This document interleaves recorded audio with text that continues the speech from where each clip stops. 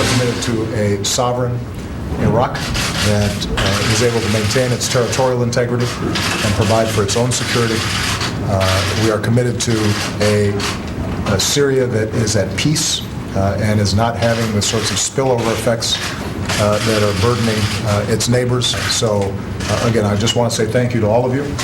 This is obviously not the end of an effort, but is rather a beginning. But I'm confident with the kind of partnership that's represented here that we'll be able to be successful. President Obama at the United Nations meeting with some of the Arab partners who took part in the strikes inside Syria last night. United Arab Emirates, Saudi Arabia, as well as Bahrain, Qatar, and Jordan. As you take a look at the map of those strikes, they were significant. 2 more added to that map, and that shows the different places throughout Syria that these strikes took place. Let's bring in our panel. Jonah Goldberg, at-large editor of National Review Online. Kirsten Powers, USA Today columnist, and syndicated columnist Charles Krauthammer. Okay, Charles, thoughts on these strikes and what we're looking at today? What the president emphasized in his short remarks today was the good political fact that we had gotten 5 Arab states, Sunni states, to join us in an attack on Sunni extremists. But that helps us politically and diplomatically. But it is not a broad coalition of the kind that will make a material difference in terms of the fighting on the ground. We don't have any of the major allies in. There's no UK. We don't have Turkey. So what the president is talking about is the face of this, so it isn't exclusively American. But it doesn't solve the main strategic problem, which is without forces on the ground, there's no way to root out ISIS from Syria. I think the overall strategy as it's beginning to develop is this.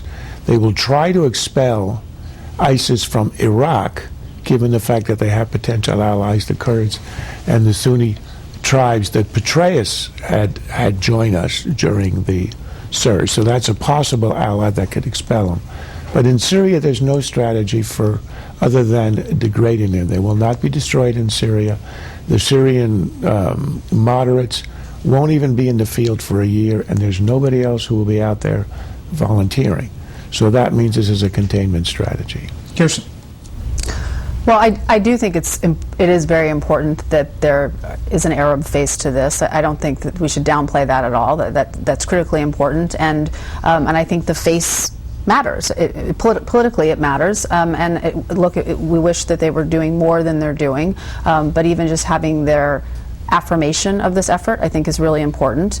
The Pentagon says that they feel that these strikes have been successful. I think we have to wait and see. We have to wait and see just how successful they are, how much of an impact this has on ISIS. We have to remember that ISIS is still in Iraq, and there's a lot more bombing going on in Syria than has gone in Iraq, and so there needs to probably be a more multi-pronged approach to this. One of the strange things about this was this Khorasan group that you just heard Catherine Herridge talk about, and we heard the administration not talking about an imminent threat to the homeland, to the U.S., and then we had a different tone today and over the past day and a half.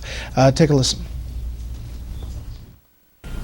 At present, we have no credible information that ISIL is planning to attack the homeland of the United States. Does the new group of former AFPAC fighters in Syria pose a risk at the same level as ISIS and ISIL?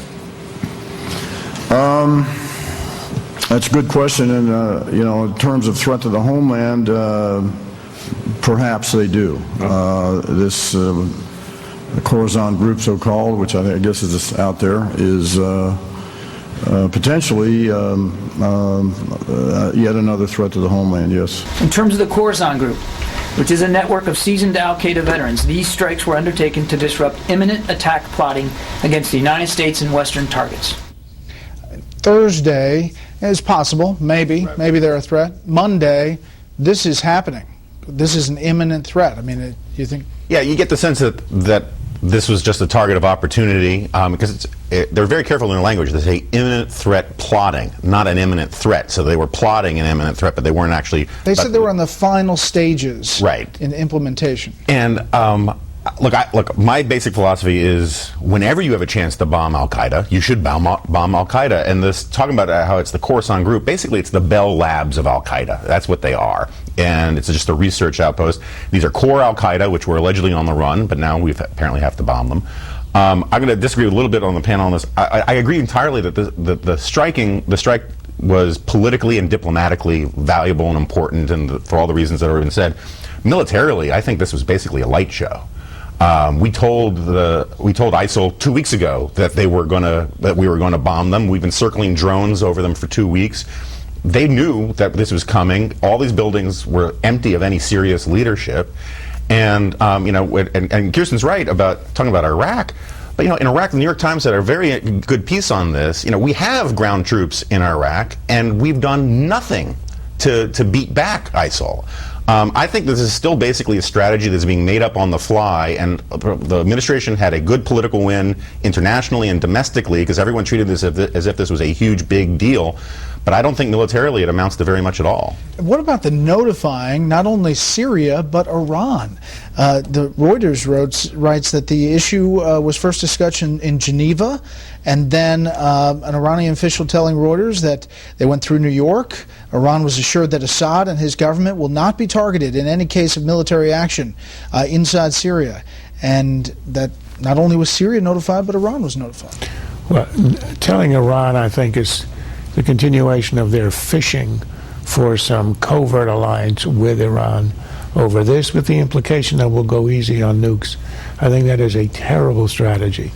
Telling Syria makes sense. You want to let them know if you see an airplane overhead, don't shoot, it's us, and obviously the Syrians have no interest in shooting.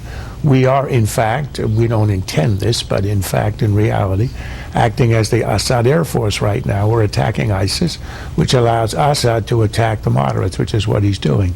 He doesn't attack ISIS, so it helps them. But look, the point I was trying to make is that militarily this is not significant. Right. This is a diplomatic stroke of sorts. It's still a very narrow coalition. The fact is that on the ground they don't have a strategy for defeating ISIS. And on the Khorasan, the group, let's give them the benefit of the doubt and say they knew this was going to come. They didn't want to, for once in their lifetime, they didn't announce something that was going to happen ahead of time.